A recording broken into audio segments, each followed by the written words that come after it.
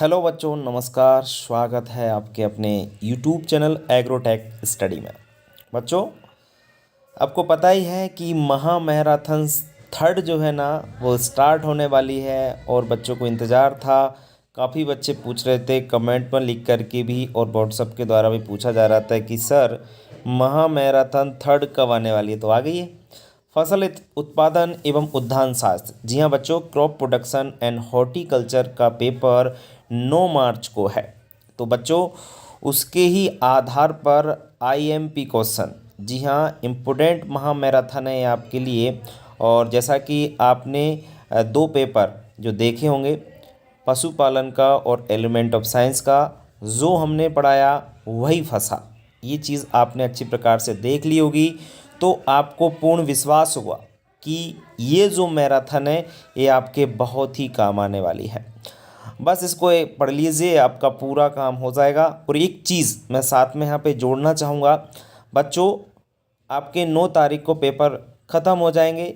उसके बाद आपकी पीएटी एमपीपीएटी की तैयारी मैं स्टार्ट करवाऊँगा। जी हाँ बच्चों, जो छात्र एमपीपीएटी की तैयारी करना चाहते हैं वो हमसे जुड़े रहें और तब तक जुड़े रहें जब तक आपका पीएटी का पेपर नहीं हो जाता। तो बच्चों, मैं कहना चाहूँगा कि एमपीपीएटी की तैयारी मैं आपको कराऊँगा, 100% कराऊँगा, बिल्कुल फ्री होगी, कोई दिक्कत वाली बात नहीं है। और आप हमारे यूट्यूब चैनल को सब्सक्राइब कर लीजिए, बेल आइकन को दबाना बिल्कुल ना भूलिए, क्योंकि यदि सब्सक्राइब बेल आइकन आप दबाते नहीं हैं तो आपको नोटिफिकेशन नहीं मिलेगा। बहुत सारे छात्र व्हाट्सएप पे कहते हैं कि सर वीडियो नहीं आया, वीडियो नहीं आया, जबकि वीडियो मैं डाल चुका होता हूँ। क्योंकि उन्हें पता नहीं चल पाता है, वो क्या नहीं करते, ना तो सब्सक्राइब करते ना बेल आइकन को प्रेस करते, तो उनको फिर नहीं मिलेगा नोटिफिकेशन। सही बात है। अब व्हाट्सएप पे हज़ारों बच्चे जुड़ चुके हैं, उनको कहाँ तक मैं एक एक से वीडियो भेजूँ। उनको मैं पर डे लिंक की कोशिश करता हूँ कि भेज दूँ, फिर भी नहीं भेजता। तो भाई बेल आइकन को प्रेस कर लीजिए, सब्सक्राइब कर लीजिए, जिससे आपको नोटिफिकेशन जैसे ही वीडियो डाला आपको नोटिफिकेशन मिल जाए। ये बात मैं कहना चाहता हूँ। बच्चे रोज़ रोज़ कहते हैं व्हाट्सएप पे, सर हमारे वीडियो लिंक भेज दो। भाई लिंक भेजने की ज़रूरत है ही नहीं आपको। आप चैनल को सब्सक्राइब तो कीजिए, तभी तो आपको वीडियो अपने आप मिल जाएगा। समझ नहीं आता है बहुत सारे बच्चों को, पता नहीं क्या है, पर कोई बात नहीं है भाई, कर लीजिए, बस इतना ही है। और फिर आपको नहीं पढ़ना तो बात अलग होती है कि भाई हमको पीएटी की तैयारी नहीं करनी है या ये भी वीडियो नहीं देखना है, तो उनका तो कुछ कह नहीं सकते, है ना। तो एमपीपीटी की पूरी तैयारी कराऊंगा और जितने भी छात्र मुझसे जुड़े हुए हैं मैं उनसे यही कहना चाहूँगा कि आप लोग पेपर ख़त्म होने के बाद एमपीपीटी का फॉर्म ज़रूर डालें। अभी फॉर्म नहीं आए हैं, फॉर्म जैसे ही आएंगे सबसे पहले सूचना मैं आपको चैनल के माध्यम से दूंगा। आप चिंता बिल्कुल न करें, यहाँ पे वीडियो मिल जाएगा आपको कि एमपीपीटी के फॉर्म आ जाएंगे। देखो 12th तो आपको हो ही रहा है, कोई दिक्कत नहीं है। 12th के आपके जो 4 पेपर हैं वो हो चुके हैं, हिंदी इंग्लिश सेट, ये पेपर भी आपका बेहतर जाएगा। बस इस वीडियो को आप लोग अंत तक देख लीजिएगा पूरा। यदि जो बच्चे वीडियो देखते हैं तो उनका कभी भी पेपर नहीं बिगड़ेगा, ये मेरी गारंटी है। उसके बाद फिर मैं अब इसमें आपका क्वेश्चन रहेंगे, नेक्स्ट वीडियो जो आएगी उसमें ओटी रहेंगे, ओटी का वीडियो लेके आऊँगा, है ना। तो इसी प्रकार से आपका पूरा मामला जो है क्रॉप प्रोडक्शन का 12th का ख़त्म हो जाएगा और फिर एमपीपीटी की क्लास स्टार्ट होंगी। जैसे मैं डेट फिक्स कर दूंगा 10, 12, 15 तारीख से आपकी जो है 15 तारीख तक मैं कोशिश करूंगा कि 15 से आपकी एमपीपीटी की क्लास स्टार्ट हो जाए। ठीक है ना। पूरा पढ़ाएंगे, क्रॉप प्रोडक्शन पीसीएम पूरा रहेगा टोटली। अब की बार last year physics chemistry math bio की एमपीपीटी की क्लास नहीं हो पाई थी, लेकिन अब की बार पूरा प्लान है कि आपको वो भी तैयारी कराई जाएगी। ठीक है, चलिए। तो अब इसमें ज़्यादा समय आपका ख़राब ना करें, बहुत सारी जानकारी मैंने आपको दे दी है। अब इसकी पूरी जो है स्टार्ट हम लोग कर लेते हैं। इस महा मैराथन के लिए बहुत ही इंपॉर्टेंट ये क्लास होने वाली है आपके लिए। जितना भी समय लगे पूरा समय इसमें अच्छी प्रकार से दीजिए आप लोग और आप अपना काम कर लीजिएगा। ठीक है, चलिए शुरुआत करते हैं।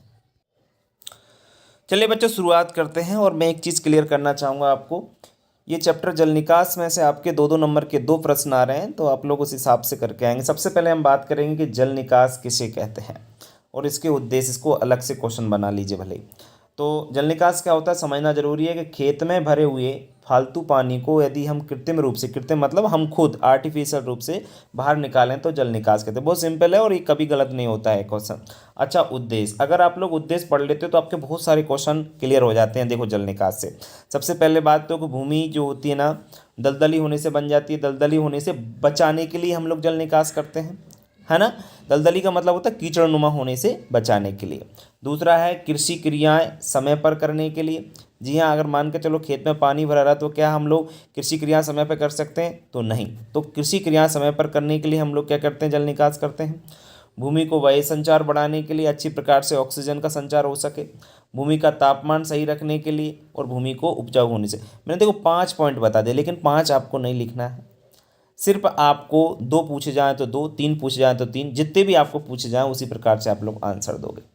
एक चीज़ और क्लियर करना चाहूँगा, उद्देश्य अगर आपके क्लियर हो गए हैं तो देखिए बिल्कुल सेम टू सेम उसके क्या होंगे, महत्व या लाभ होगा। आप देख लीजिए, मैं वो भी क्लियर कर देता हूँ। जल निकास का लाभ या महत्व बिल्कुल सेम टू सेम है। भूमि को दलदली होने से बच जाती है, पीछे क्या लगा रहे हैं? जाती है। भूमि वायु संचार बढ़ जाता है, भूमि का तापमान सही हो जाता है, भूमि की जुताई बुवाई समय पर हो जाती है। तो एक चीज़ आपने क्लियर की यहाँ पर कि उद्देश्य यदि हमको याद है तो लाभ या महत्व भी हम लोग अच्छी प्रकार से लिख सकते हैं। सिर्फ अंतर क्या है कि पीछे जो है ना जाता है, जाती है, जाता है, जाती है, ये लिख देना है, बस सिंपल सा है। तो जल निकास के उद्देश्य पूछे या लाभ पूछे कभी गलत नहीं होना चाहिए आप लोगों के, ठीक है ना। चलिए बढ़ेंगे आगे। इंपॉर्टेंट क्वेश्चन है बच्चों ये, सिंचाई एवं जल निकास में अंतर कई बार एग्जाम में पूछा जा चुका है, इसलिए याद रखिएगा आप लोग। देखिए सिंचाई क्या है? खेत में कृत्रिम रूप से पानी देना सिंचाई कहलाता है, और खेत से भरे हुए फालतू पानी को कृत्रिम रूप से बाहर निकालना जल निकास कहलाता है। सिंचाई जब जानते हैं खेत में पानी देते हैं, और जल निकास में खेत से पानी बाहर निकालते हैं। सिंचाई का जो पानी होता है वो घरेलू उपयोग में लाया जा सकता है, क्योंकि ट्यूबवेल से या कुआं से पानी देंगे तो घरेलू उपयोग में ला सकते हैं।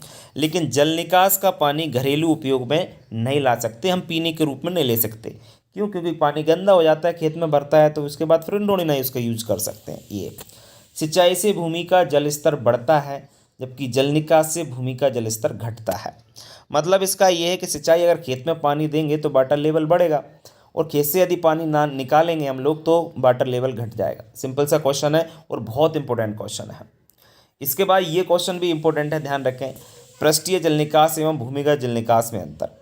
देखिए इससे डेफिनेशन भी क्लियर हो जाएंगी यदि पूछ ले एग्जाम में तो, कि भूमिगत जल निकास किससे कहते हैं और पृष्ठीय जल निकास किससे कहते हैं। बहुत सिंपल क्वेश्चन है, यदि ये क्वेश्चन कर लिया आपने, अगर ये इससे रिलेटेड कोई भी क्वेश्चन आ जाएगा ना तो आप लोग कभी नहीं छोड़ोगे उसको। देखिए मैं इसके 4 क्वेश्चन बना दूंगा एक ही क्वेश्चन से, और ये ही लिखना होगा। अब बताइए आप लोग, देखिए इसको क्वेश्चन को ये समझ लीजिए बस। देखो पृष्ठीय जल निकास क्या होता है? इसमें नालियाँ भूमि की सतह के ऊपर बनाई जाती हैं। तो डेफिनेशन क्लियर यहाँ से हो गई कि पृष्ठीय जल निकास वह जल निकास होता है जिसमें नालियाँ क्या बनाई जाती हैं? भूमि के ऊपर बनाई जाती हैं। और भूमिगत क्या होता है? इसमें नालियाँ भूमि की सतह के नीचे बनाई जाती हैं। तो मतलब भूमिगत जल निकास की डेफिनेशन हो गई, वे नालियाँ जो भूमि के सतह के नीचे बनाई जाती हैं उसे भूमिगत जल निकास कहते हैं। तो एक चीज़ आपका अच्छी प्रकार से क्लियर हो रहा होगा। देखिए पृष्ठीय जल निकास का हो या भूमिगत पृष्ठीय जल निकास का हो या पृष्ठीय नालियाँ, बात एक ही है, कंफ्यूज मत होना। एग्जाम में अगर पूछ ले पृष्ठीय नालियाँ एवं भूमिगत नालियों में अंतर लिखिए तो भी आपको इसी प्रकार से लिखना होगा, तो कन्फ्यूजन नहीं होना चाहिए। देखो पृष्ठीय नालियाँ बनाने में खर्च कम आता है, क्योंकि ऊपर बनाई जाती हैं, कच्ची खुली नालियाँ होती हैं। कैसी होती हैं? कच्ची होती है, मिट्टी की बनी होती है, तो खर्चा कम आएगा। अब ये नालियाँ बनाने में खर्चा दिखाएगा, क्योंकि भूमि के अंदर बनाई जा रही हैं। आप तो इमेजिन भी नहीं कर सकते कैसे नीचे बनाया जा रहा होगा, खोद कर 1 मीटर नीचे बनाई जाती है अंडरग्राउंड। अब सोचिए आप लोग, ठीक है। तो इनमें खर्चा आपका कहाँ ज़्यादा आएगा जब नीचे बनाई जाएंगी, और पक्की बनेंगी, ये भी बात है। ये नालियाँ बनाना आसान है, ये नालियाँ बनाना कठिन है, क्योंकि नीचे बनाई जाएंगी, हर कोई व्यक्ति उनको अंडरग्राउंड नहीं बना सकता है। पक्की बनाई जाएंगी, या तो लोहे के पाइप डालोगे आप लोग, या जो है सीमेंट की ईंटों के द्वारा बनाओगे, तभी बन सकती हैं। ये सही कर लेना, इन नालियाँ बार बार टूट जाती हैं। कच्ची खुली नालियाँ होती हैं तो बार बार टूट जाती हैं, सही बात है। जबकि ये नालियाँ बार बार नहीं टूटती हैं, क्योंकि भूमि के अंदर रहती हैं, तो बार बार टूटने का कोई डर नहीं रहता है। देखिए ये अगर आपने समझ लिया अंतर, तो इसमें से देखो कई क्वेश्चन बन सकते हैं, और उनको आप लोग सही करके आना यदि पूछ ले तो। समझना है बस इस चीज़ को।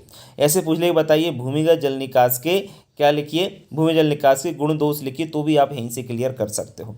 कैसे कर सकते हो? देखिए जो भी इसके दोष हैं, तो देखिए ये 1 2 3 पृष्ठीय जल निकास के दोष आप 3 लिखे, हम 2 पूछे जाएंगे, आप 2 लिखते। और ये हैं भूमिगत जल निकास के क्या पूछ लें? गुण पूछ लें या दोष पूछ लें, तो ये भी इसके भी दोष लिख सकते हैं। नालियाँ कठिन होता है, नालियाँ बार बार टूटती हैं, जो भी गुण दोष इसी में से आप लोग लिख सकते हो। आप अपने दिमाग से इसको देख लीजिए, है ना। चलिए, जल निकास को प्रभावित करने वाले कारक, तो ध्यान रखें भूमि की ढाल, ढालू भूमियों पर भूमिगत नालियां एवं समतल भूमि पर पृष्ठीय नालियां बनानी चाहिए।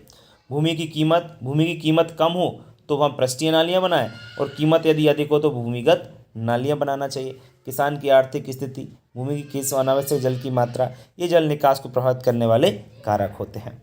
इसके बाद किन किन दशाओं में खेत में अनावश्यक जल एकत्रित हो जाता है, तो ये ध्यान रखना। अधिक वर्षा होने पर, सिंचाई के तुरंत बाद वर्षा होने से, निचले धरातल वाली भूमि में, और भूमि के नीचे कठोर परत होने पर, और चट्टानों से घिरी हुई मृदा में, इन दशाओं में अनावश्यक जल हमारे खेत में भरा हो जाता है। ठीक है, चलिए इसमें एक क्वेश्चन और आपको याद रखना है। देखो रिस्क नहीं लेना है इसलिए मैं बता रहा हूँ, एक्स्ट्रा क्वेश्चन हो गया। भूमिगत जल निकास की विभिन्न प्रणालियाँ, तो प्रणालियाँ तीनों का याद रखना। प्राकृतिक प्रणाली जो कि ढाल के अनुसार बनाई जाती है।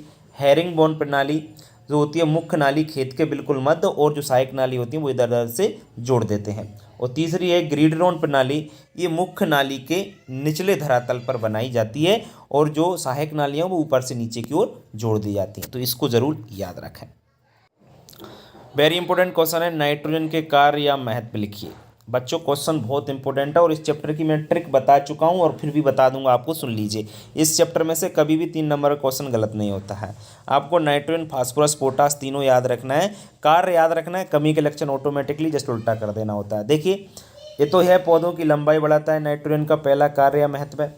नाइट्रोजन पौधों की वृद्धि एवं विकास में क्या करता है, सहायता करता है। और नाइट्रोजन प्रोटीन के निर्माण में सहायता करता है, और पौधों को हरा रंग प्रदान करता है। तो नाइट्रोजन के कार्य या महत्व होते हैं। यदि अपने कार्य या महत्व समझ लिए ना, इनको आपने अच्छी प्रकार से क्लियर किया ना, और तो आप नाइट्रोजन की कमी के लक्षण बिल्कुल आसानी से लिख सकते हो। देखिए नाइट्रोजन की कमी के लक्षण जैसे उल्टा कर दीजिए, इसकी कमी से पौधे बौने रह जाते हैं, क्योंकि लंबाई बढ़ा रहा था तो कमी हो जाएगी तो पौधे बौने रह जाएंगे। इसकी कमी से पौधों की पत्तियां पीली पड़ जाती हैं, क्योंकि हरा रंग प्रदान कर रहा था। जब नाइट्रोजन की कमी हो जाएगी तो पौधे का रंग पीला हो जाएगा, सिंपल सी बात है।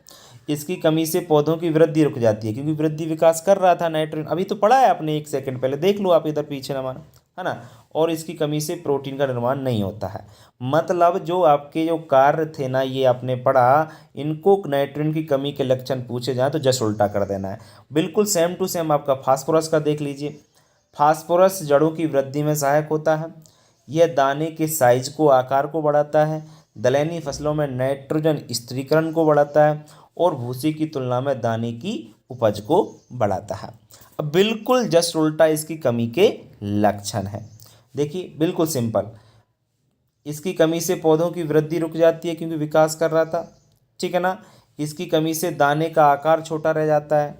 दलहनी फसलों में नाइट्रोजन स्थिरीकरण नहीं होता है, दलहनी फसलों में नाइट्रोजन स्थिरीकरण नहीं होता है, कम हो जाता है ये कह सकते हैं। और इसी कमी से पौधों की पत्तियां बैंगनी हो जाती हैं। तो आपने एक चीज़ आपने नोटिस की कि इस चैप्टर में से कभी क्वेश्चन गलत नहीं होता है, कार्य आपके वही के वही हैं, पौधों की वृद्धि विकास आपका होता है। तो ये जो कॉमन पॉइंट होते हैं उनको आपको याद रखना होगा। और पोटास के और बताऊंगा, बस 3 क्वेश्चन मैं आपको बता रहा हूँ, इसके अलावा कुछ नहीं। और अगर कुछ पूछ ले जाए तो उसकी भी ट्रिक मैं आपको बता देता हूँ। पोटास के कार्य या महत्व पहले पढ़ लेते हैं। तो पोटास दाने की चमक को बढ़ाता है बच्चों, यह तने को मजबूत बनाता है, जो स्टेम होता है ना उसको मजबूत का काम पोटास का रहता है।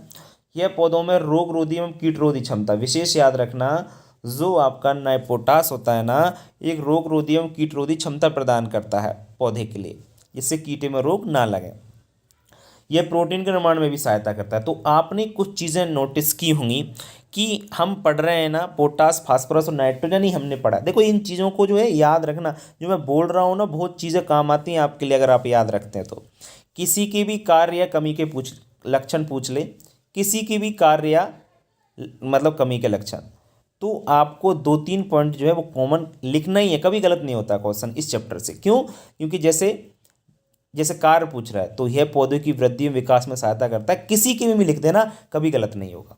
यह प्रोटीन के निर्माण में सहायता करता है, तो सभी करते हैं प्रोटीन के निर्माण में सहायता। ये तो 3 बता रहा हूँ मैं आपको, इसके अलावा और भी तो होते हैं, कॉपर, मैग्नीज, मैग्नीशियम, कैल्शियम, दुनिया भर के होते हैं। अब उनका पूछ ले तो, अब मैं पढ़ा तो आपको 3 ही रहा हूँ, बाकी आपको इसी प्रकार से लिख देना है, गलती कहीं भी नहीं होगी, ठीक है ना। इसकी कमी के लक्षण देख लो, बिल्कुल जस्ट उल्टा है। देखो, इसकी कमी से फसल गिर जाती है, इसकी कमी से पौधों का तना कमज़ोर हो जाता है, पौधों के रोगों कीट अधिक लगते हैं, दाने की चमक कम हो जाती है। तो ये आपको लिखना होता है। ये आपकी इंपॉर्टेंट क्वेश्चन है। 3 पोटास के कार्य में कमी के लक्षण, फास्फोरस के कार्य में कमी के लक्षण और नाइट्रोजन के कार्य में कमी के लक्षण। इसके अलावा किसी और के भी अगर पूछ लेना तो आप लोग इन्हीं को एक उसमें से उसमें से लिख देना। कभी भी क्वेश्चन गलत नहीं होता है, ये ध्यान रखें। ठीक है, चलिए बढ़ेंगे आगे। देखिए बच्चों, ये क्वेश्चन जो है ना बहुत महत्वपूर्ण क्वेश्चन है। इसको जो है पूछा ही जाता है, इसलिए इसको अच्छी प्रकार से याद रखें। ये भी 3 नंबर का आपका क्वेश्चन रहेगा, खाद से है। खाद एवं उर्वरक में अंतर। तो सब जानते हैं कि जो खाद होती है फार्म पर तैयार करते हैं इसको, और जो उर्वरक होते हैं ना इन्हें कारखानों यानी फैक्ट्रियों में इसको तैयार किया जाता है, फर्टिलाइज़र को। सबको मालूम होगा ये बात। खाद जो होती है इसमें सभी आवश्यक पोषक तत्व पाए जाते हैं, मतलब जितने भी पौधे के लिए पोषक तत्व चाहिए ना वो सभी खाद में होते हैं। लेकिन जो फर्टिलाइज़र होता है इसमें 1 या 2-3 पोषक तत्व भी होते हैं। ठीक है ना। जैसे हम बात करें तीसरा पॉइंट, सभी जितनी भी खाद होती हैं वो सभी कार्बनिक होती हैं, जबकि यूरिया सिर्फ कार्बनिक होता है और बाकी यूरिया को छोड़कर सभी जितने भी फर्टिलाइज़र होते हैं ना वो सभी आपके अकार्बनिक यानी इनऑर्गेनिक होते हैं। यूरिया इसलिए कार्बनिक होता है क्योंकि यूरिया को आपको मैंने बताया था लास्ट वाले उसमें कि यूरिया को जो है किससे बना लिया गया है, मनुष्य के मूत्र से इसको प्राप्त कर लिया गया, इसलिए ये कार्बनिक होता है। बाकी जितने फर्टिलाइज़र होते हैं ना वो सभी अकार्बनिक होते हैं यानी इनऑर्गेनिक होते हैं। जो खाद होती है भूमि की भौतिक दशा में सुधार करती है, जबकि जो उर्वरक होता है भूमि की भौतिक दशा को खराब करते हैं। सही बात है।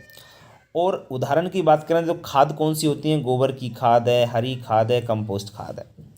जबकि उर्वरक में आपका यूरिया है, अमोनियम सल्फेट है, डीएपी है, ये सभी आपके फर्टिलाइज़र होते हैं। वेरी इंपॉर्टेंट क्वेश्चन है, इसको अच्छी प्रकार से आप लोग याद रखें, ये क्वेश्चन एग्जाम में पूछा जाता है। उसके बाद नेक्स्ट इंपॉर्टेंट क्वेश्चन है, हरी खाद या गोबर की खाद पूछ ले या कंपोस्ट खाद पूछ ले या वर्मी कंपोस्ट खाद, किसी इनमें से कोई सी भी खाद पूछ ले, यदि उसका लाभ या महत्व पूछ ले, इनमें से किसी भी खाद का लाभ या महत्व पूछ ले तो आपको आंसर यही लिखना है, एक ही आंसर है उसका। देखिए आप लोग, इसके प्रयोग से भूमि की उर्वरा शक्ति बढ़ जाती है। जी हाँ, हरी खाद या गोबर की खाद या कंपोस्ट या वर्मी कंपोस्ट का प्रयोग करने से क्या हो जाता है, भूमि की उर्वरा शक्ति बढ़ जाती है।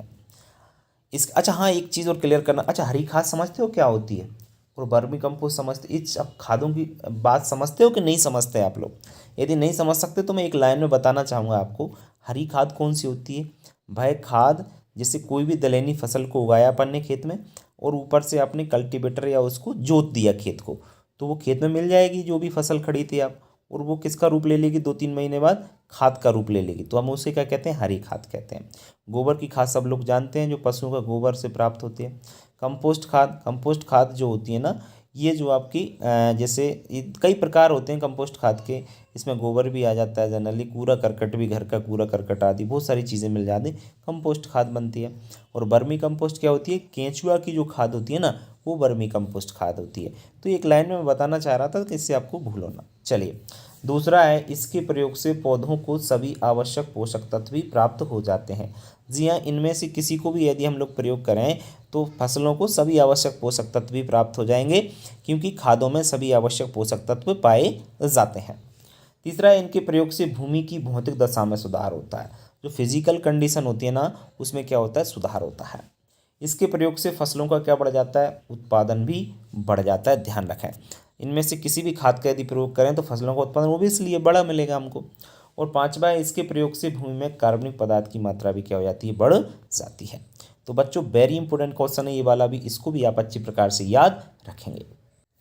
उसके बाद नेक्स्ट है बच्चों, आपको हरी खाद की फसल की गुण या विशेषताएं लिखिए। तो हरी खाद में हम जिस फसल का प्रयोग कर रहे हैं ना, हरी खाद क्या होता है मैं बता चुका हूँ, कोई भी दाल वाली फसल को खेत में उगा करके और उसी खेत में जोत देना, ठीक है ना। 2-3 महीने बाद वो सड़ करके खाद का रूप ले लेगी, उसे हम लोग हरी खाद कहते हैं। अच्छा, उसमें जो फसल ले रहे हैं हरी खाद की, जैसे कोई भी, जैसे हम ले रहे हैं ढेंचा ले रहे हैं या सनई ले रहे हैं, तो उसको उगाया हमने, तो उस फसल में कौन से गुण होना चाहिए वो क्वेश्चन पूछ रहा है। तो पहला है कि फसल दलहनी होना बहुत ज़रूरी है। कैसी होना चाहिए? दलहनी। अच्छा, दलहनी क्यों होना चाहिए? क्योंकि दलहनी फसल की जो जड़ें होती हैं उनमें कौन सा राइजोबियम जीवाणु पाया जाता है, जो कि वायुमंडल से नाइट्रोजन स्थिरीकरण करता है, इसलिए। फसल में पत्तियां अधिक होना चाहिए, क्योंकि पत्तियों में क्या होता है? पोषक तत्व अधिक पाए जाते हैं, इसलिए पत्तियां अधिक होना चाहिए। तीसरा गुण उस फसल में होना चाहिए कि उसके अंग कैसे? मुलायम होना चाहिए। मुलायम इसलिए होना चाहिए क्योंकि मुलायम किस लिए होना चाहिए? मुलायम इसलिए होना चाहिए क्योंकि मुलायम जो अंग होंगे तो वो जल्दी से सड़ जाएंगे।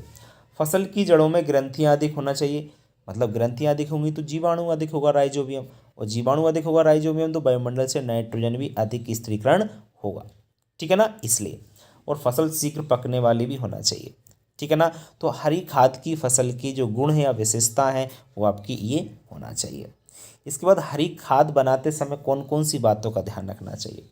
तो हरी खाद को दलहनी फसल से बनाना चाहिए। फसल को फूल की अवस्था पर ही पलटना चाहिए खेत में, तभी जोतना चाहिए। कहने का मतलब फसल को नम मिट्टी में मिलाना चाहिए, क्योंकि जिससे वो जल्दी से सड़ जाए। और फसल को 5 से 6 सप्ताह उम्र में ही मिलाना चाहिए, ठीक है ना। ये आपके हरी खाद बनाते समय ध्यान। नेक्स्ट इंपॉर्टेंट क्वेश्चन है, गड्ढों में गोबर की खाद तैयार करने के लाभ। यदि हम गड्ढों में गोबर की खाद तैयार करते हैं तो कौन कौन से हमको लाभ की प्राप्ति होती है? देखिए, गड्ढों में यदि गोबर की खाद तैयार करेंगे तो देखिए, सबसे पहली बात तो यह एक वैज्ञानिक विधि है। सही बात है, गड्ढों में यदि गोबर खाद तैयार करें तो वैज्ञानिक मेथड है। इस विधि से पौष्टिक खाद तैयार होती है। पौष्टिक का मतलब होता है उसमें सभी आवश्यक पोषक तत्व पाए जाते हैं। इस विधि से खाद तैयार करने पर गोबर का पूरी तरह से अपघटन हो जाता है, मतलब गोबर पूरी तरीके से सड़ जाता है। धूप एवं वर्षा द्वारा पोषक तत्व नष्ट नहीं होते हैं। जी हाँ, गड्ढे में बनाते हैं तो वर्षा हो तो वर्षा से पोषक तत्व नहीं बहेंगे, और धूप से भी पोषक तत्व नष्ट नहीं होते हैं, ठीक है। वर्मी कंपोस्ट किसे कहते हैं, इसका संगठन लिखिए। तो मैं आपको बता ही रहा था कि केंचुआ जो होते हैं ना, केंचुआ खाद को ही वर्मी कंपोस्ट कहते हैं। केंचुआ कार्बनिक पदार्थ जैसे फसलों के अवशेष, सूखे हरे पत्ते खाकर मल के रूप में मिट्टी बाहर निकालते हैं, जिसे हम वर्मी कंपोस्ट कहते हैं। और केंचुआ द्वारा तैयार खाद वर्मी कंपोस्ट कहलाती है। इसका संगठन देख लो, नाइट्रोजन 1.5%, फास्फोरस 1.8 से 2% और पोटास 0.5 से 0.75% होती है। तो वर्मी कंपोस्ट जो खाद होती है बताना बहुत ज़रूरी था, इसलिए मैंने आपको क्लियर कर दिया, ठीक है। चलिए बढ़ेंगे आगे। इसके बाद हम बात करते हैं जैव उर्वरक किसे कहते हैं। तो जैव उर्वरक क्या होता है? देखिए, जैव उर्वरक एक प्रकार के सूक्ष्म जीव होते हैं जो भूमि की उर्वरा शक्ति को बढ़ाते हैं, और यह जीव वायुमंडल की नाइट्रोजन को क्या करते हैं? भूमि में एकत्रित करते हैं। वही जैविक उर्वरक कहलाते हैं, जैसे राइजोबियम कल्चर, एजोटोबैक्टर, एजोला। ये सूक्ष्म जीव होते हैं जो क्या करते हैं? ये वायुमंडल से नाइट्रोजन का स्थिरीकरण करते हैं। उसे हम लोग बायो फर्टिलाइजर या जैव उर्वरक के नाम से जानते हैं। बहुत ही इंपॉर्टेंट क्वेश्चन है बच्चों नेक्स्ट आपका, जैव उर्वरक के लाभ। जैव उर्वरक के लाभ क्या हैं? वेरी इंपॉर्टेंट क्वेश्चन है, ध्यान रखना। सबसे पहली बात तो जैव उर्वरक भूमि की उर्वरा शक्ति को बढ़ाते हैं। इनके प्रयोग से रासायनिक उर्वरकों की बचत होती है, क्योंकि हमें डीएपी यूरिया देने की जरूरत नहीं पड़ेगी यदि ये वायुमंडल से नाइट्रोजन स्थिरीकरण करते रहें तो। इनके प्रयोग से मृदा प्रदूषण भी नहीं फैलता। जी हाँ, सॉइल में कोई पोल्यूशन भी नहीं फैलता, क्योंकि ये बायो फर्टिलाइजर है इसलिए। और इनके प्रयोग से भूमि की जो भौतिक दशा होती है, फिजिकल कंडीशन होती है, उसमें क्या होता है? सुधार होता है। वेरी इंपॉर्टेंट क्वेश्चन है, ध्यान रखें। देखिए, नाइट्रोजन युक्त, ये ध्यान रखना, नाइट्रोजन युक्त उर्वरकों के नाम एवं नाइट्रोजन प्रतिशत मात्रा। तो यूरिया में 46% नाइट्रोजन होता है, अमोनियम सल्फेट में 20.6% होता है, सोडियम नाइट्रेट में 16% और कैल्शियम साइनामाइड में 21%। ये मात्रा जरूर याद रखना, क्योंकि पूछी जाती है मात्रा, इसलिए। फास्फोरस वाले बोर्ड देख लीजिए, फास्फोरस युक्त उर्वरकों के नाम एवं फास्फोरस प्रतिशत मात्रा, इनको ध्यान रखना। सिंगल सुपर फास्फेट में 16, डबल में 32 और ट्रिपल में 48। 16 है तो कभी गलत नहीं होगा। रॉक फास्फेट 20 से 30% होती है, और बेसिक स्लेश में 14 से 18% होती है। तो ये ज़रूर आप लोग जल्दी याद रखना, ये भूलना नहीं है आपको, क्योंकि ये मात्रा यदि पूछ लें तो आपका सही क्वेश्चन होना चाहिए, ठीक है। चलिए देखिए, जैव उर्वरक पर यदि टिप्पणी पूछ ले तो मैं ज़रूर बताना चाहूँगा। जैव उर्वरक देखिए, जैसे राइजोबियम है, सब जानते हैं, एक सहजीवी जीवाणु है। यह दलहनी फसलों की ग्रंथियों में पाया जाता है, और यह प्रति हेक्टेयर लगभग 30 से 40 ग्राम नाइट्रोजन एकत्रित करता है। ये जैविक उर्वरक का नाम एवं उपयोग याद रखना। एक तो राइजोबियम हो गया, दूसरा आपका एजोटोबैक्टर है। तो यह भूमि में स्वतंत्र रूप से जीवन यापन करता है और यह जो आपका होता है दलहनी फसलों में नाइट्रोजन स्थिरीकरण करता है। कौन सी में? दाल वालियों में, ये एजोटोबैक्टर, ठीक है। और भूमि में लगभग 5 से 25 किलोग्राम नाइट्रोजन प्रति हेक्टेयर लगभग एकत्रित कर देता है। इसके बाद एजोला है। तो एजोला एक जलीय फर्न होता है, विशेष याद रखना ओटी के हिसाब से भी, और यह धान के खेत में नाइट्रोजन स्थिरीकरण करता है। कौन से खेत में? धान के खेत में। इसके प्रयोग से क्या होता है? भूमि की उर्वरा शक्ति बढ़ती है। तो उर्वरा शक्ति तो सभी से बढ़ रही है, कोई दिक्कत वाली बात नहीं। इसके बाद नील हरित शैवाल और पीएसवी कल्चर, इनको जरूर याद रख लेना, क्योंकि यदि पूछ लें तो गलत नहीं होनी चाहिए किसी कंडीशन, बस मैं इतना कहना चाहता हूँ। तो नील हरित शैवाल, आपका नील हरित शैवाल धान के खेत में नाइट्रोजन स्थिरीकरण करता है। ये भी धान के खेत में, नील हरित शैवाल और एजोला ये दोनों धान के खेत में, और लगभग 30 से 40 किलोग्राम नाइट्रोजन स्थिरीकरण करता है। और इसे साइनोबैक्टीरिया भी कहते हैं। इसे क्या कहते हैं? नील हरित शैवाल, इसको बीजीए जो बोलते हैं ना, ब्लू ग्रीन एल्गी, इसको साइनोबैक्टीरिया भी कहा जाता है। और पीएसवी कल्चर, यह एक जैविक उर्वरक है, भूमि में उपस्थित अम्लीय फास्फोरस को विलय करता है ये पीएसवी कल्चर, और इनके प्रयोग से फास्फोरस की बचत होती है और इसके प्रयोग से फसलों का उत्पादन भी बढ़ जाता है।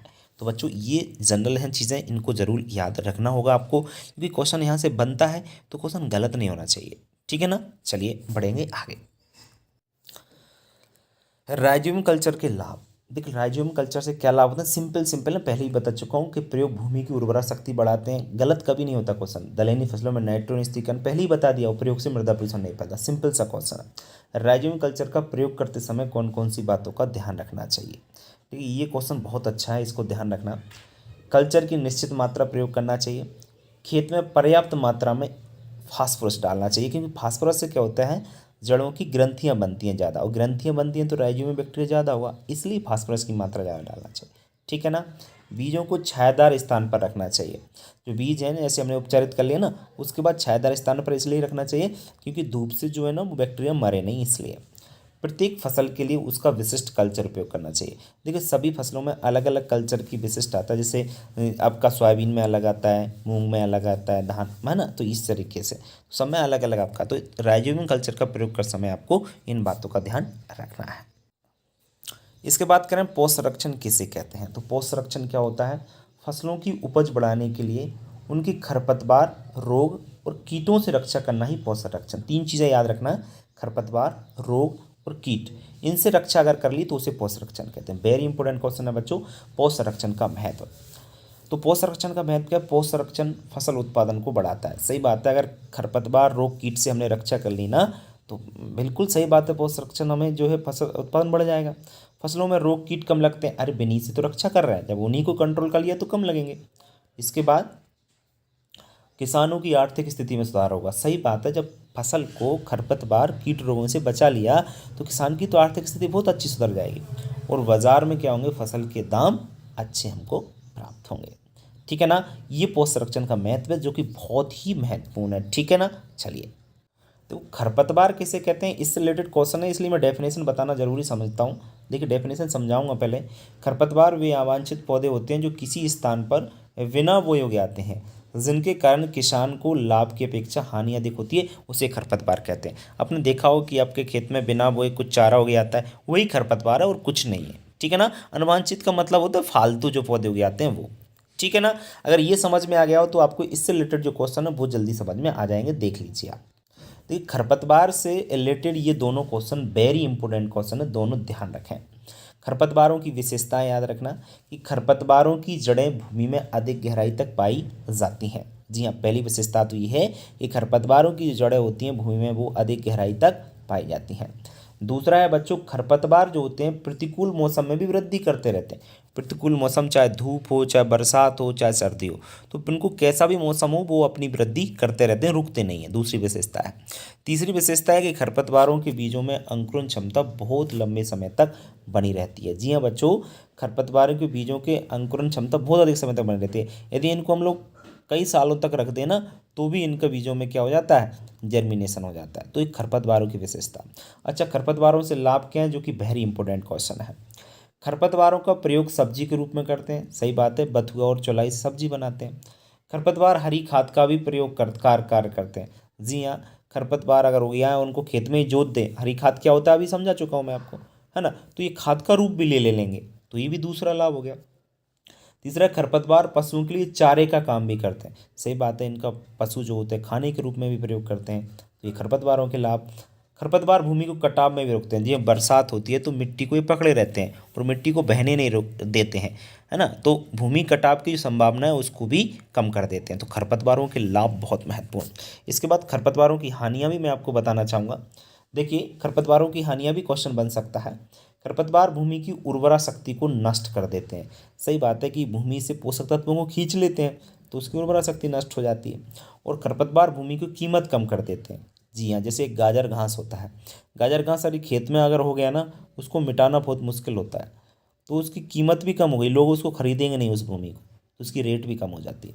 खरपतवार मनुष्य एवं पशुओं में रोग उत्पन्न करते हैं। जी हाँ, बहुत सारे ऐसे खरपतवार होते हैं, अगर हम लोगों को एलर्जी उत्पन्न कर देता है जैसे ये गाजर घास, और पशुओं में पशु अगर उसको खा लेता है तो पशु को दस्त लग गया, बीमार हो जाता है, तो कुल मिलाकर खरपतवार से नुकसान हुआ। खरपतवार फसलों की उपज को भी कम कर देंगे। सही बात है, जब पोषक तत्व भी खींच लेंगे तो यील्ड ऑटोमेटिकली कम हो जाएगी। तो ये आपकी खरपतवारों की क्या होती हैं, हानियाँ होती हैं। ठीक है, चलिए बढ़ेंगे आगे। देखिए बच्चों, मैं एक चीज़ क्लियर करना चाहूँगा इस चैप्टर को पढ़ाने से पहले। वो अच्छी प्रकार से अगर मेरी बातों को आप लोग याद रखोगे तो कभी भी ये 5 नंबर का क्वेश्चन इस चैप्टर से पूछा जा रहा है, फसलों की खेती फर्स्ट से, कभी क्वेश्चन आपका गलत नहीं होगा। देखिए, इस चैप्टर में 4 फसलें हैं। 4 फसलों के नाम बता देता हूँ मैं आपको। धान, मूंग, सोयाबीन और अरहर। 4 फसलें, और चारों फसलें खरीफ ऋतु की हैं। और सभी में आपके चारों फसलों में ये जितने पॉइंट जो लिख रहे हैं ना, ये सभी पॉइंट होंगे।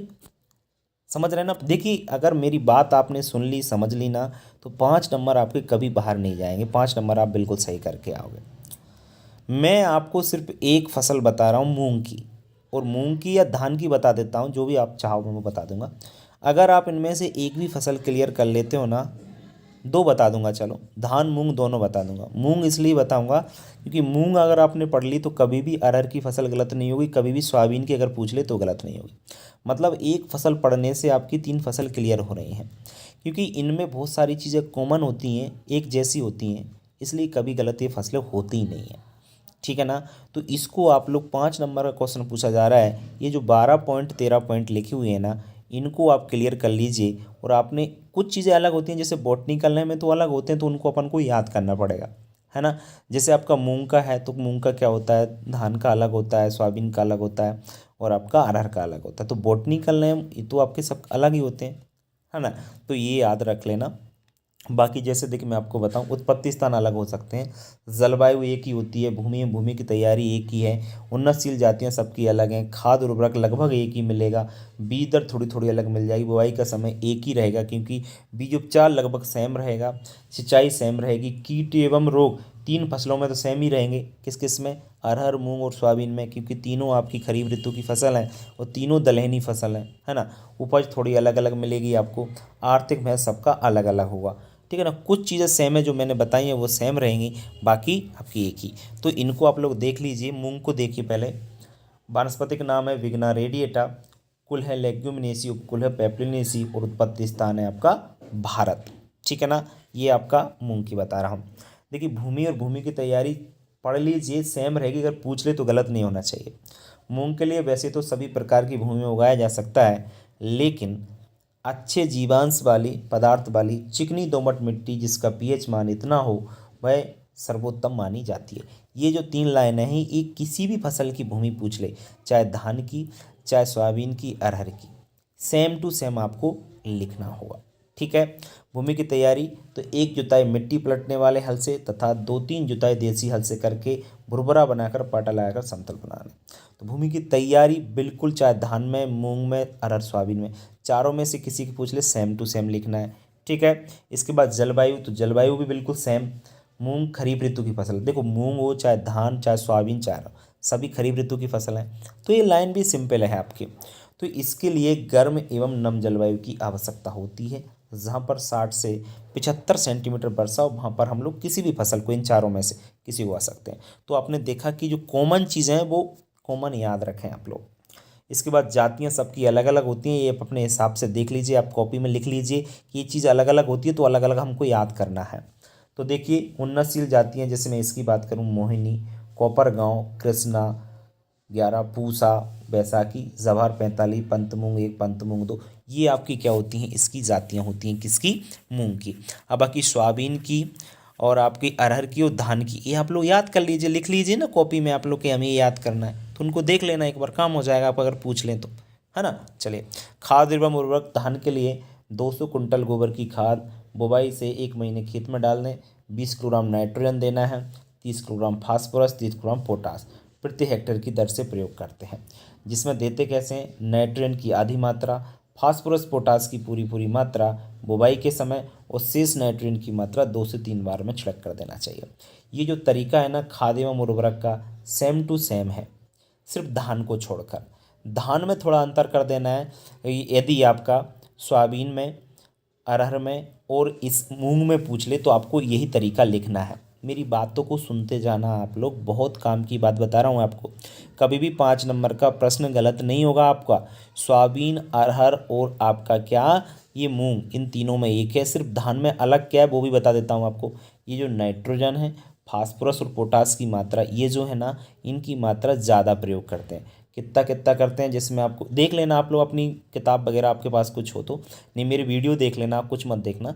वीडियो जो है ना प्लेलिस्ट में मिल जाएगी आपको, धान की फसल वहाँ पे पढ़ाई है मैंने, वहाँ पे आपको मिल जाएगी, वहाँ पे आप क्लियर कर सकते हैं। ठीक है, चलिए देखो, बीज दर की बात मैं अगर करूँ तो बीज दर, मूंग की बीज दर की बात करूँ तो बीज दर खरीफ ऋतु में 12 से 15 किलोग्राम और जायद में 15 से 20 किलोग्राम। और देखो अरहर में भी आपकी 12 से 15 किलोग्राम बीज दर होती है, ये ध्यान रखना। और जो सोयाबीन में होती है वो जरूर ज़्यादा होती है, 60 से 80 किलोग्राम, वो उसको याद रख लेना अगर पूछ ले तो। ठीक है ना, खरीफ ऋतु में ही उगाते हैं, ठीक है ना इनको।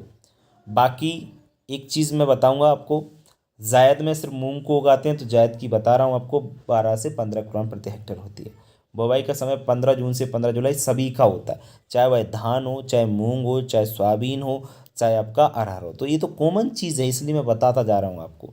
बीज उपचार बिल्कुल सेम टू सेम लिखना, किस किस में, सिर्फ धान को छोड़कर, अरहर में भी, है ना, सोयाबीन में भी, और ये मूंग तो अपन पढ़ ही रहे हैं। मूंग के बीजों को उपचार करने के लिए कैप्टान थायरामेट फफूंदनाशी दवा का प्रयोग करना चाहिए, और बीजों को उपचार करने के लिए 2 से 3 ग्राम दवा किलोग्राम प्रति हिसाब से करते हैं, और राइजोबियम कल्चर से इसको उपचारित करना चाहिए। ठीक है ना। चलिए, सिंचाई, सिंचाई बिल्कुल सेम सभी में सेम, सिर्फ धान में ज़्यादा पानी यूज करते हैं, इतना ध्यान रखें। मूंग की फसल खरीफ ऋतु की फसल है, इसको सिंचाई की आवश्यकता नहीं होती है, लेकिन लंबा सूखा पड़ने पर आवश्यक अनुसार सिंचाई कर देना चाहिए। ठीक है ना। कीट सभी में एक ही रहेंगे, फली छेदक, दीमक, सफ़ेद मक्खी, कंबल कीट। ये किस किस फसल में, सिर्फ धान को छोड़ देना एक कीट में आपको। ठीक है ना, क्योंकि ये तीनों आपकी दाल वाली या दलहनी फसल है। कभी क्वेश्चन गलत नहीं होगा, बार बार कह रहा हूँ आपसे। नियंत्रण हमेशा बिल्कुल सेम, इंडोसल्फान या DDTBSC, ये 3-4 दवाओं को रट लीजिए और कुछ नहीं करना है आपको। और मात्रा इतनी लेना है, 800 से 1000 लीटर पानी में घुलना है और प्रति हेक्टेयर सब छिड़काव कर देना। ठीक है ना बच्चों, ये ध्यान रखें। रोग बिल्कुल सेम होंगे तीनों फसलों में।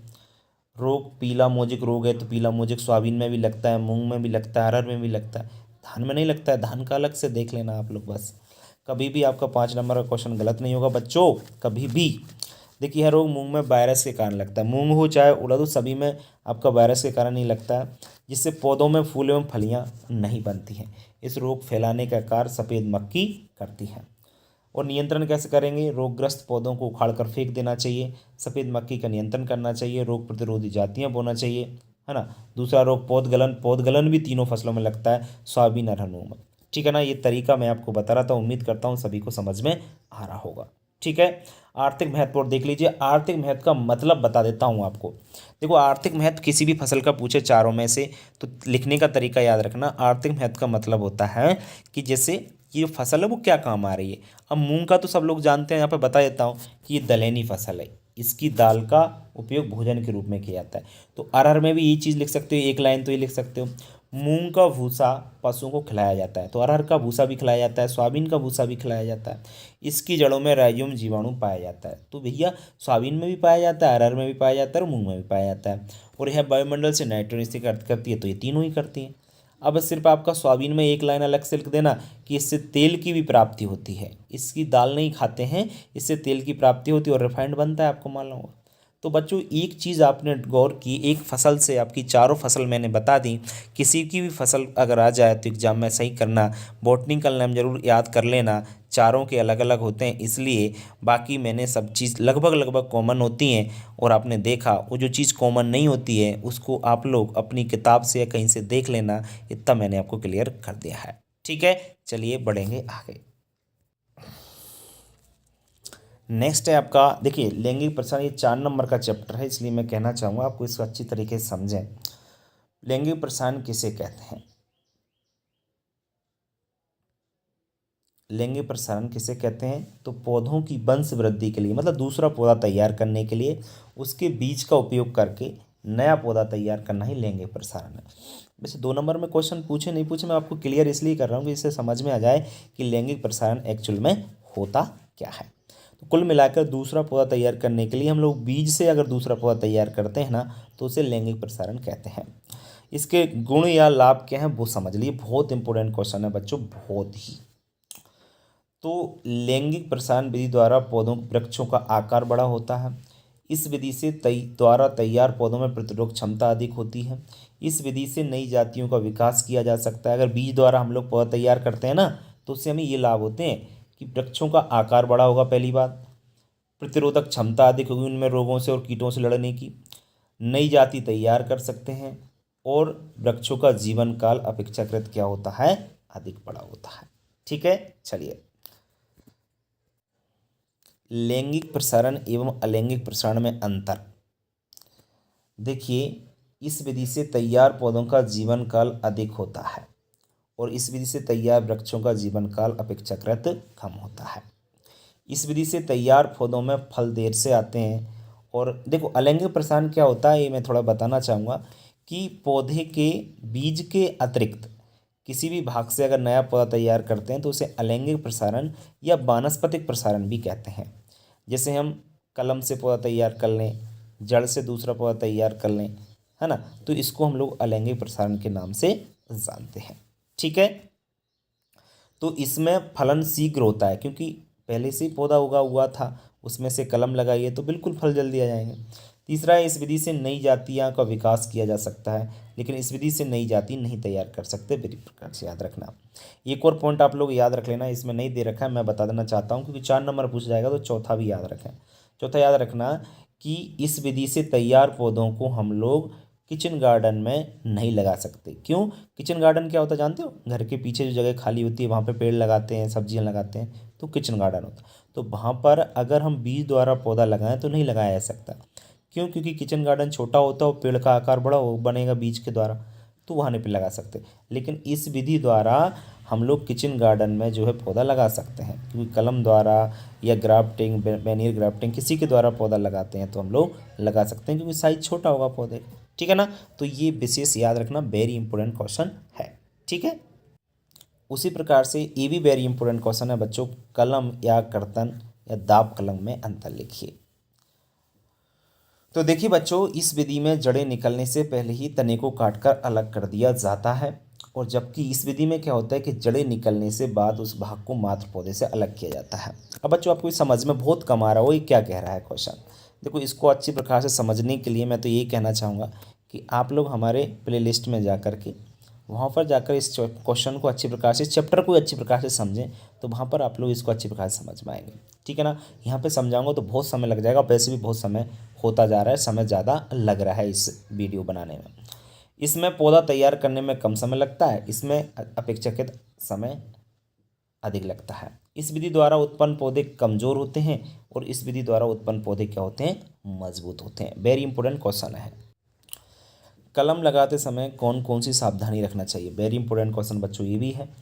कलम की मोटाई पेंसिल के बराबर मोटी होना चाहिए। जिस शाखा से कलम बनाई गई हो वह रोग एवं कीटों का प्रकोप मुक्त होनी चाहिए, उसमें किसी प्रकार के रोग कीट नहीं होना चाहिए। प्रत्येक कलम में कम से कम 5 से 6 कलिकाएँ होना चाहिए। कितनी कलिकाएँ होना चाहिए? प्रत्येक जो भी कलम आप ले रहे हैं उसमें कम से कम 5 6 कली हों जिससे नई ब्रांच निकल सकें। और कलम की निचली काट सीधी तथा ऊपरी काट कैसी होना चाहिए? तिरछी होना चाहिए। कैसी होना चाहिए? तिरछी होना चाहिए, ठीक है। तो एक कलम लगाते समय ये सावधानी रखनी है। इसके बाद इनार्चिंग ग्राफ्टिंग में अंतर, जो कि ये भी बहुत महत्वपूर्ण क्वेश्चन है बच्चों, बहुत इंपॉर्टेंट क्वेश्चन है। देखो इसमें 3 अंतर हो गए आपके, अलैंगिक और लैंगिक जनन में अंतर आपका। इसके बाद कौन सा था, कलम और दाब कलम में अंतर, और इसके बाद इनार्चिंग ग्राफ्टिंग में अंतर। मैं तो ये कहूँगा ये अंतर में से एक अंतर आपको एग्जाम में मिल जाएगा, ठीक है ना। फिर भी मैंने आपको 2 क्वेश्चन भी और बता दिए हैं, इसलिए याद रखना। लैंगिक अलैंगिक के दोष एवं गुण भी थोड़ा याद रख लेना, क्योंकि अगर वहाँ से क्वेश्चन बनेगा तो क्वेश्चन जो है आप लोग कभी गलत करके नहीं आओगे, यदि आपने अंतर पढ़ लिया है तो, ठीक है। इसको देखिए आप लोग, इनार्चिंग ग्राफ्टिंग में अंतर क्या होता है। इनार्चिंग, इसमें क्या करते हैं कि जो मूल व्रंत होता है उसको शाखा के पास ले जाते हैं। तो आप सोच रहे हो मूल व्रंत क्या होता है। भैया इस चैप्टर को समझने के लिए मैं यही कहना चाहूँगा आपसे कि इसका पर्सनल वीडियो देखें। देखो अगर समझना है तो, अगर समझ में नहीं आता है तो फिर रटना पड़ेगा, और रटना है तो आप रटते जाइए, मैं बता ही जा रहा हूँ, कोई दिक्कत ही नहीं है आपको, है ना। तो इस चीज़ को समझने का अभी समय नहीं है, समय बहुत कम बच रहा है, इसलिए मैं आपको बताना चाह रहा हूँ। और समझना है आपको तो वीडियो का मैं आपको लिए, आप लोग वहाँ देख सकते हैं, वीडियो प्लेलिस्ट में जाइए आप लोग, चैनल की प्लेलिस्ट में, वहाँ पर आपको पूरे वीडियो बिल्कुल समझाएं एक एक से, आप लोग वहाँ देख सकते हैं। इसमें शाखा को मूल व्रंत के पास ले जाते हैं। मूल व्रंत मतलब जो जड़ का भाग होता है उसको। इस विधि में शाखा को रोपण करते समय पैतृक पौधे, मतलब जिस पौधे से अलग नहीं किया जाता, मतलब जिस पौधे से हम लोग लेते हैं शाखा उससे अलग नहीं करते हैं, लेकिन इसमें क्या करते हैं कि शाखा को जो पैतृक, पैतृक मतलब पिता कह सकते हैं, जो माता कह सकते हैं, उस पौधे से अलग कर दिया जाता है। इसमें क्या करते हैं, ग्राफ्टिंग की तुलना में सफलता अधिक मिलती है, जबकि तुलनात्मक रूप से सफलता इसमें क्या होती है, कम मिलती है, ठीक है। चलिए देखिए बच्चों, ये आपके फसल फसल जो सेकंड है ना, उसके कुछ क्वेश्चन रह गए तो उसको मैं लेके आया हूँ। देखिए आप लोग, गन्ने के कोई 2 हानिकारक कीटों के नाम लिखिए। तो जैसे इसमें 2 नंबर क्वेश्चन आ रहा है, ध्यान रखें। पायरेला है, यह गन्ने की फसल का प्रमुख कीट है जो पत्तियों का रस चूसता है तथा पत्तियों पर एक मीठा पदार्थ छोड़ देता है जिससे फफूंद लग जाती है। पायरेला वेरी इंपॉर्टेंट क्वेश्चन है, ध्यान रखें।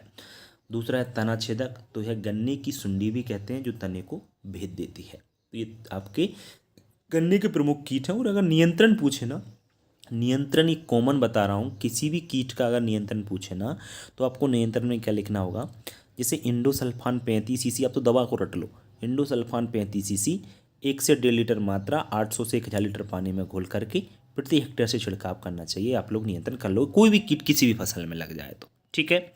चने के 2 हानिकारक कीटकों के नाम लिखिए। तो चने का आपका कौन कौन सा है देख लीजिए आप लोग। चने का कुतरा, यह चने का प्रमुख कीट है जो चने को ऊपर से कलियां काट देता है, ऊपर से कट कर देता, कट बॉम्ब बोलते हैं इसको। और फली भेदक जो है, इसे चने की इल्ली कहते हैं, जो चने की फसल में छेद करके उसके दाने को खा जाती है, ठीक है ना। नियंत्रण वही का वही, same to same, endosulfan 35 cc 1 से 1.5 लीटर मात्रा 800 से 1000 लीटर पानी में घोल करके प्रति हेक्टेयर से छिड़काव करना चाहिए, नियंत्रण कर सकते हैं, ठीक है ना। नियंत्रण जो है मैंने लिखा है नहीं लेकिन बता दिया है, वो याद रखें। कीट पूछें तो आप लोग कीटों का जवाब दे सकते हैं। तीसरा क्वेश्चन वेरी इंपॉर्टेंट, गन्ने के प्रमुख 2 रोगों के नाम। तो जैसे लाल सड़न और उकटा, तो यह गन्ने की फसल का प्रमुख रोग है जो कवक द्वारा फैलता है। और उकटा है रोग भी गन्ने में कवक से फैलता है। नियंत्रण कैसे करेंगे, गन्ने गन्ने के टुकड़ों को बोने से पहले बीज उपचार एरिटान और एगलाल, विशेष याद रखना दोनों दवाओं के नाम, एरिटान और एगलाल से कर लेना चाहिए। और रोग प्रतिरोधी जातियां बोना चाहिए, जिनमें वो रोग नहीं लगता हो, लाल सड़न रुकटा, उन जातियों को बोना चाहिए। तो ये गन्ने के प्रमुख रोग हैं, ठीक है। इसके बाद बात करते हैं गन्ने की पेड़ी क्या है, बहुत ही महत्वपूर्ण क्वेश्चन है गन्ने की पेड़ी से रिलेटेड। देखो गन्ने की पेड़ी क्या होती है कि गन्ने की बोई गई जो भी फसल है उसको काट लिया हमने, और काटने के बाद गन्ने की जड़, अब डंठल रह गए ना, गन्ने जड़ी रह गई, डंठल तो बिल्कुल हटा दिया जाता है, तो जड़ों से नए पौधे तैयार होते हैं और उसी को हम लोग गन्ने की पेड़ी कहते हैं, ठीक है ना। दूसरी फसल बोना नहीं है, उसी डंठल में से दूसरा पौधा तैयार हो जाएगा, उसे हम लोग गन्ने की पेड़ी, इंग्लिश में रैटून कहते हैं, ध्यान रखना। कई बार लिखा जाता है रैटून कैसे कहते हैं, ध्यान रखना। उसके 2 लाभ और 2 हानि। देखो क्वेश्चन विशेष बनेगा, अगर गन्ने की लाभ पूछ लें हानि पूछ लें आप लोग जवाब दे देंगे। देखिए कैसे, पहली बात तो कि लाभ देखिए आप लोग, पेड़ी की फसल के लिए खेत की तैयारी, बीज की बुवाई आदि क्रियाएं नहीं करनी पड़ती। पहला लाभ तो ये हुआ, ना तो खेत की तैयारी करनी पड़ेगी, ना बीज बोना पड़ेगा, ना ही उसकी बुवाई करनी पड़ेगी, ठीक है ना। उत्पादन व्यय कम होता है, सही बात है, जो खर्चा आता है वो बिल्कुल कम आएगा। फसल शीघ्र तैयार हो जाती है। जी हाँ, फसल क्या होगी, शीघ्र जल्दी से तैयार हो जाएगी, खर्चा भी कम होगा, सही बात है। तो ये गन्ने की पीढ़ी के लाभ है। अगर गन्ने की पीढ़ी की हानि पूछें तो कैसे लिखोगे? हानि पूछें तो लिखना फसल में कीट एवं रोगों का प्रकोप बढ़ जाने की संभावना रहती है, पेड़ी की फसल से उपज कम प्राप्त होती है, गन्ने में चीनी की मात्रा कम होती है। तो ये सब चीज़ें आप लोग गन्ने की पीढ़ी की हानियों में लिख सकते हैं। ठीक है, चलिए। गन्ना एवं चने का बॉटनिकल नेम कुल याद रखना आप लोग बच्चों। गन्ने का वनस्पतिक नाम सैकेरम ऑफिशिनेरम होता है, कुल है ग्रेमनी या पोएसी। और चने का वानस्पतिक नाम है साइसर इरेटिना, और कुल है लेग्यूमिनेसी और उपकुल है पेप्लियोनेसी। ठीक है ना, ये गन्ने का बॉटनिकल नेम और कुल आप लोग याद रखेंगे। ठीक है, अब बढ़ेंगे आगे। नेक्स्ट है बच्चों, आपको हरियाली का महत्व लिखिए। बहुत ही महत्वपूर्ण क्वेश्चन है हरियाली का महत्व। तो हरियाली का महत्व है आपका, सबसे पहले है हरियाली मन भावन लगती है, इसमें बैठने से थकान दूर रहती है। अच्छा, हरियाली जानते तो हो, गार्डन में जो लॉन लगी रहती है उसे हरियाली कहते हैं। तो लॉन में बैठने से मन भावन लगती है वो, और इसमें बैठने से हमारी जो थकान होती है वो दूर हो जाती है। दूसरा लाभ है हरियाली से अलंकृत बागवानी की शोभा बढ़ जाती है, मतलब जो गार्डन होता है उसकी क्या बढ़ जाती है, शोभा बढ़ जाती है। हरियाली में आनंद का अनुभव होता है, बहुत अच्छा अनुभव होता है हरियाली में बैठने से। और सुबह शाम हरियाली में घूमना स्वास्थ्य के लिए बहुत ही लाभप्रद होता है। तो ये हरियाली का महत्व होता है बच्चों। इसके बाद वेरी इंपॉर्टेंट क्वेश्चन फिर है बच्चों, हरियाली की विशेषताएं। हरियाली की क्या विशेषताएं होती हैं समझिए। सबसे पहला तो ये है कि बच्चों हरियाली अत्यंत सुंदर लगती हो तथा गद्दे का रूप धारण की हो। पहला गुण तो ये है। नंगे पैर हरियाली पर चलने पर उसमें चुभन नहीं होना चाहिए। ऐसे अगर हम नंगे पैर चलें तो पैरों में वो चुभना नहीं चाहिए, मतलब वो मुलायम होना चाहिए। हरियाली में खरपतवार नहीं होना चाहिए, किसी प्रकार का और पौधे नहीं होना चाहिए, फालतू का चारा नहीं होना चाहिए। चौथा है हरियाली के अंदर खाली स्थान भी नहीं होना चाहिए। खाली स्थान मतलब खाली जगह भी वहाँ पर नहीं होना चाहिए। तो अच्छी हरियाली की विशेषताएं या आदर्श हरियाली की विशेषताएं या गुण पूछे तो आपको इसी प्रकार से आंसर उसका देना हो। गुण विशेषताएं एक ही होती हैं, आप जानते होंगे। ठीक है, चलिए। इसके बाद है हरियाली हेतु उपयोगी अच्छी घास की विशेषताएं लिखिए। मतलब लॉन लगाने के लिए जिस घास का प्रयोग कर रहे हैं ना, उस घास में कौन कौन सी विशेषताएं होना चाहिए। तो घास अति शीघ्र फैलने वाली हो, घास पूरे साल हरी रहने वाली होना चाहिए, घास देखने में सुंदर हो, घास चुभने वाली ना हो, घास में किसी प्रकार की दुर्गंध ना हो। तो इस प्रकार की घास की जो विशेषता होना चाहिए। हरियाली हेतु स्थान का चुनाव करते समय कौन कौन सी बातों का ध्यान रखना चाहिए। बच्चों हरियाली रोपने के लिए स्थान पूर्णतः खुला होना चाहिए, वहाँ पर धूप पूरे दिन होना चाहिए। हरियाली वाले स्थान पर छायादार वृक्ष नहीं होना चाहिए, क्योंकि छायादार यदि वृक्ष होते हैं तो वो अच्छी प्रकार से ग्रोथ नहीं करती हरियाली। हरियाली के लिए बलुई दोमट मिट्टी सर्वोत्तम होती है। कौन सी मिट्टी? बलुई दोमट मिट्टी सर्वोत्तम होती है। और भूमि अधिक ना तो क्षारीय और ना ही अधिक अम्लीय होना चाहिए। तो अच्छी हरियाली का चुनाव हरियाली हेतु स्थान का चुनाव करते समय आपको इन बातों का ध्यान रखना होगा। ठीक है बच्चों, ये अंतर पूछा गया है इसलिए मैं आपको बता रहा हूँ। हरियाली लगाने का एक डिबलिंग मेथड होता है और दूसरा टर्फिंग मेथड। डिबलिंग और टर्फिंग विधि जो दोनों होती हैं, ये अंतर पूछा गया है इसलिए मैं बता रहा हूँ कि डिबलिंग विधि में घास के तनों को जड़ सहित समान दूरी पर रोपा जाता है, जबकि टर्फिंग विधि में लॉन की ऊपरी मिट्टी को घास सहित निकालकर दूसरी जगह रोपा जाता है। डिबलिंग विधि में पौधे से पौधे की दूरी लगभग 3 × 3 इंच रखते हैं, जबकि टर्फिंग विधि में घास लगी पट्टी लगभग 1 फीट लंबी एवं 1 फीट चौड़ी रखते हैं। तो ये अंतर जरूर थोड़ा देख लेना क्योंकि ये पूछा जा सकता है। नेक्स्ट है बच्चों, अंगूर एवं पपीता का वानस्पतिक नाम एवं कुल लिखिए। अंगूर का बॉटनिकल नेम होता है बायटिस विनिफेरा और कुल होता है बायटेसी। पपीता का होता है कैरी का पपाया और कुल होता है कैरिकेसी। इंपॉर्टेंट क्वेश्चन ये है, पपेन किसे कहते हैं? पपेन क्या होता है देखिए बच्चों, बहुत ही महत्वपूर्ण क्वेश्चन है। पपीता के कच्चे फलों में चाकू की सहायता से चीरा लगाकर सफ़ेद दूध प्राप्त होता है, उसे सुखाकर जो पदार्थ बनता है ना उसे पपेन कहते हैं। वेरी इंपॉर्टेंट क्वेश्चन है। इसके बाद है पपेन के लाभ, बहुत ही महत्वपूर्ण क्वेश्चन है, ये समझ लीजिए आईएमपी, ये तो आएगा ही, ये समझ लीजिए आप लोग। इसका उपयोग चमड़ा पकाने के लिए किया जाता है। किसके लिए किया जाता है? इसका उपयोग चमड़ा पकाने के लिए किया जाता है पपेन का। इसका उपयोग चॉकलेट बनाने के लिए भी किया जाता है। इसका उपयोग मांस को गलाने या मुलायम करने के लिए आपका पपेन का उपयोग करते हैं।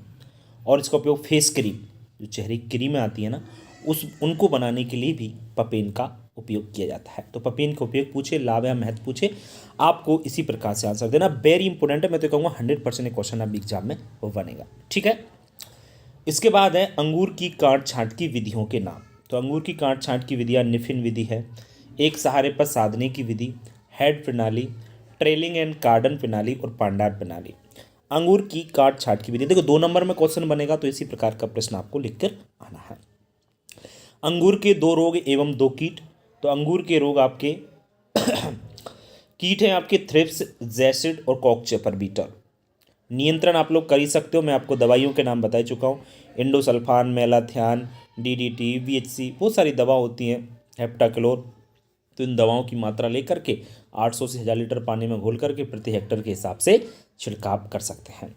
अंगूर के रोग याद रखें, पाउडरी मिल्ड्यू और डाउनी मिल्ड्यू। पाउडरी मिल्ड्यू और डाउनी मिल्ड्यू दोनों अंगूर के महत्वपूर्ण रोग हैं, और रोगों को नियंत्रण करने के लिए मैं आपको बता देता हूँ। जैसे कोई भी दवा है तो डायथेन M45 और डायथेन Z78, इन दवाओं का नाम याद रख सकते हैं। बाकी अगर ये फलों की रोग हैं तो फलों के रोग में हम लोग बोडो मिश्रण का भी उपयोग करते हैं। 5:5:50 ये बोडो मिश्रण है, इसका उपयोग हम लोग कर सकते हैं। मेरी बातों को बिल्कुल याद रखें और लिख लेना आप लोग, क्योंकि क्वेश्चन यदि बने तो गलत नहीं होना चाहिए। पपीता की जातियाँ और बीज दर देख लो। पपीता की जातियाँ Pusa, dwarf, CO1, CO2, Washington, पंतेक, ये आपकी पपीता की जातियाँ। बीज दर लगभग 400 से 500 ग्राम प्रति हेक्टेयर होती है पपीता की, और प्रसारण आपका बीज द्वारा किया जाता है। ठीक है ना, ये ध्यान रखें आप लोग। चलिए बढ़ेंगे आगे। बच्चों, आम का एकांतन फलन क्या है? ये चैप्टर 5 नंबर का है, जिसमें 2 नंबर का एक प्रश्न और 3 नंबर का प्रश्न एक, यानी 4 प्रश्न आपके इससे बनेंगे, अथवा साहित्य। तो आप लोग इसको अच्छी प्रकार से समझेंगे। एकांतन फलन से क्वेश्चन 100% एग्जाम में आएगा। एकांतन फलन क्या है कि आम में एक वर्ष फल आना तथा दूसरे वर्ष फल कम आना या बिल्कुल ना आना, इसी की आम का एकांतन फलन कहते हैं। अपन देखते हैं कि आम में एक साल फल आते हैं तथा दूसरे वर्ष फल बिल्कुल नहीं आते या कम आते हैं, उसको आम का एकांतरण फलन कहते हैं। एकांतरण फलन के कारण, तो बच्चों कारण है C:N का बिगड़ जाना। आम में कार्बोहाइड्रेट एवं नाइट्रोजन के अनुपात बिगड़ जाने के कारण एकांतरण फलन हो जाता है। मतलब एक साल फल आते हैं, दूसरे साल फल नहीं आते। इंग्लिश में इसको अल्टरनेट वेयरिंग कहते हैं। लिंग अनुपात का बिगड़ जाना, तो आम में नर एवं मादा फूलों का अनुपात लिंग अनुपात कहलाता है, और लिंग अनुपात के बिगड़ने से आम में एकांतन फलन हो जाता है। ठीक है ना, तब भी एक कंडीशन हो सकती है। तीसरा कारण है नई वृद्धि की आदत। बच्चों, क्या होता है कि आम में नई वृद्धि की आदत होती है, और आम में फल पुरानी शाखाओं पर आते हैं, तब भी आपका एकांतन फलन हो सकता है। क्या होता है कि आम में देखो, जो फल आएंगे वो पुरानी शाखाओं पर आएंगे, लेकिन वृद्धि उसमें हर साल नई होगी, नई शाखा निकलेंगी। तो नई शाखा अगर निकलेंगी तो उनमें जो पूरा पोषक तत्व वहाँ चले जाएंगे, तो पुरानी शाखाओं फल कैसे आएंगे, कि पोषक तत्व तो उनमें खर्च हो गए ना। तो इस प्रकार से भी आम में क्या हो, एकांतन फलन हो सकता है। ठीक है, चलिए। आम में एकांतन फलन की रोकथाम के उपाय लिखिए। किस प्रकार से हम लोग निवारण कर सकते हैं, वो तो थे कारण, और एकांतन फलन की रोकथाम में उपाय कैसे, देखिए। पहली बात तो C:N को संतुलन में रखना चाहिए, यानी कार्बोहाइड्रेट और नाइट्रोजन का जो रेशियो है उसको सही रखना चाहिए। दूसरा तरीका है कि नियमित फल देने वाली जातियाँ लगाना चाहिए। जी हाँ, ऐसी जातियाँ बोना चाहिए जिनमें एकांतन फलन ना होता हो। तीसरा है बाग की नियमित सिंचाई करना चाहिए। जो हमारा बाग है, जहाँ पर आम के पौधे लगे हुए हैं, पेड़ लगे हुए हैं ना, उनकी नियमित हमको सिंचाई करना चाहिए। जड़ों की काट छाट करना चाहिए। जी हाँ, जो जड़ होती है ना, उनकी समय पर काट छाट करना चाहिए, और 25 गाड़ी गोबर की खाद प्रति हेक्टेयर डालना चाहिए। तो इस प्रकार से हम लोग एकांतरण फलन जो होता है, अल्टरनेट वेयरिंग आम में जो होता है ना, उसका कंट्रोल हम इस प्रकार से कर सकते हैं। ठीक है, चलिए। इसके बाद है आम के 2 कीटों के नाम का नियंत्रण लिखिए। तो आम में कीट आपके जैसे मैंगो हॉपर है, आम का प्रमुख कीट है, यह फूल एवं पत्तियों का रस चूसता है। दूसरा मिलीबग है आम की कोमल टहनियों एवं फूलों से रस चूसती है। तो कीट के और भी रोग हैं आपके, सॉरी और भी कीट हैं आम के, फल मक्खी, तना छेदक, दीमक, ये आपके आम के प्रमुख कीट हैं। नियंत्रण करने के लिए देखो कीटों का वही नियंत्रण है, इंडोसल्फान 35 cc 1 से 1.5 लीटर मात्रा 800 से 1000 लीटर पानी में घोलकर प्रति हेक्टेयर के हिसाब से छिड़काव करना चाहिए। इनका कंट्रोल हम लोग कर सकते हैं। ठीक है। अमरूद की 3 बहारों के नाम। बच्चों, अमरूद में फूल एवं फल वर्ष में 3 बार आते हैं, जो उसकी बहार कहलाती है। बहार समझ रहे हो ना? अमरूद में साल में कितनी बार फल फूल आते हैं? 3 बार आते हैं, और उसी को बहार कहते हैं। अमरूद में 3 बहारें होती हैं, अम्बे बहार, मृग बहार और हस्त बहार। अम्बे बहार जून जुलाई से सितंबर में फसल मिलती है, हमको फल मिलते हैं। मृग बहार में नवंबर से जनवरी तक फल मिलते हैं, जबकि हस्त बहार में फरवरी से अप्रैल तक हमको फसल मिल जाती है। एक बात नीचे बताऊं, उपर्युक्त तीनों बहारों में मृग बहार इस सर्वोत्तम मानी जाती है, और इसके फल जो होते हैं ना, टिकाऊ एवं बड़े होते हैं, तथा इसके फल मीठे एवं स्वादिष्ट होते हैं। तो ध्यान रखना आप लोग, अमरूद की तीनों बहारों को मैंने समझा दिया। अगर क्वेश्चन बने तो इससे भी इंपॉर्टेंट क्वेश्चन आपका ये वाला है, इससे भी ज़्यादा इंपॉर्टेंट। अमरूद की मृग बहार की फसल की अधिक पैदावार बढ़ाने के सुझाव। देखिए, मृग बहार यदि हमको बढ़ाना है तो इससे पहले आने वाली बहारों को रोकना पड़ेगा, ये ध्यान रखें आप लोग, मेन पॉइंट यही है। तो देखिए, जनवरी माह से मानसून आने तक पौधों की क्या करते रहना चाहिए? सिंचाई रोक देना चाहिए। सबसे पहला तरीका ये है, क्योंकि जिससे जो एक बहार है वो रुक जाए। कुछ स्थानों पर ग्रीष्म ऋतु में यानी गर्मियों में पेड़ों की जड़ों की कटाई छटाई हमको करना चाहिए। तीसरा है, मई के अंतिम सप्ताह में जब अधिकांश पौधों पर फूल आ रहे हों तब पौधों की नई कलियों की छटाई कर देना चाहिए, क्योंकि जिससे वो कलियां झड़ जाएंगी, वो पूरे फूल झड़ जाएंगे। तो जो बहार हमारी कोई मतलब की बहार नहीं है, उसको रोकना है कुल मिला करके, क्योंकि वो इससे पहले वाली जो बहार है आपकी हस्त बहार, उसको रोक दीजिए, अम्बे बहार, जिससे मृग बहार सबसे बेस्ट ले पाएंगे। क्योंकि पूरा जो है ना, पूरा न्यूट्रिएंट्स आपको मृग बहार को मिलना चाहिए किसी भी कंडीशन में, समझ रहे हो ना? जब पूरा न्यूट्रिएंट्स, पूरा पोषक तत्व मृग बहार को मिलेंगे तो सिंपल सी बात है, उसका उत्पादन उसका बहुत अच्छी प्रकार से होगा, अधिक पैदावार मिलेगी। और मई जून में पौधों पर आए फूलों को हाथ से तोड़ देना चाहिए। ठीक है ना? तो ये तरीके होते हैं। अब आप सोच रहे हो सर ये क्या कर रहे हैं, ये यही तो तरीके हैं भैया। उन बहारों को रोकने के लिए ये सभी तरीके आपको इनको अपनाने पड़ेंगे, तब जाके ही हम लोग मृग बहार को अच्छी प्रकार से ले सकें। मतलब ये जो तरीके हैं ना, ये हस्त बहार और आपकी जो अम्बे बहार है उसको रोकने के तरीके हैं, टोटली जितने भी 4 लिख रहे हैं वो। ठीक है ना? चलिए, बहुत बढ़िया, बढ़ेंगे हम लोग आगे। नेक्स्ट है, आम की 4 संकर जातियों के नाम लिखिए। तो आम की 4 संकर जाति, आम्रपाली है जिसको दशहरी इंटू नीलम से निकाला गया है। सिंधु है जिसको रत्ना और अल्फांसो के क्रॉस से निकाला गया है। रत्ना है इसको नीलम और अल्फांसो के क्रॉस से निकाला गया है। और मल्लिका को नीलम इंटू दशहरी के क्रॉस से निकाला गया। ठीक है ना? ये आपकी संकर जातियाँ चारों, याद रखना, 1-2 बार पूछी हैं इनको, इसलिए लिया है। आंवला की प्रमुख जातियाँ देख लेना, कृष्णा है, बनारसी है, कंचन है, चकैया, नरेंद्र आंवला 7, हाथी झूल, फ्रांसिस, ये आंवला की प्रमुख जातियाँ। अच्छा, एक बात और मैं कहना चाहूँगा यहाँ पर देखो, वीडियो थोड़ा सा लंबा जा रहा है क्योंकि आज जो है धीरे धीरे मैंने समझाने की कोशिश की है, इसलिए एक चीज़ और कहना चाहूँगा। आम का, आंवला और अमरूद, इन तीनों में से किसी का अगर महत्व पूछ ले, आर्थिक महत्व, या भूमि पूछ ले, या जलवायु पूछ ले, तो आप लोग सिंपल लैंग्वेज में लिख के आना बच्चों, क्योंकि जलवायु जो होती है, तीनों पौधे आपके जो होते हैं, अब लिखना कि है आपकी उष्णकटिबंधीय जलवायु के पौधे हैं, इनके लिए तापमान इतना चाहिए, ये चाहिए, लिख के आ जाना, जलवायु हो जाएगी। भूमि वो, या भूमि की तैयारी याद रखना कि जो गड्ढा खोदते हैं ना, जैसे आम के लिए 1x1 मीटर पर आपका गड्ढा, 1x1 मीटर का गड्ढा, और 10 मीटर की दूरी उस पर डिस्टेंस रखी जाती है। आंवला में आपका 8x8 और अमरूद में 6x6। ये डिस्टेंस थोड़ा सा याद रखना जब हम लोग भूमि की तैयारी करते हैं इन फलों के लिए, तो ठीक है ना?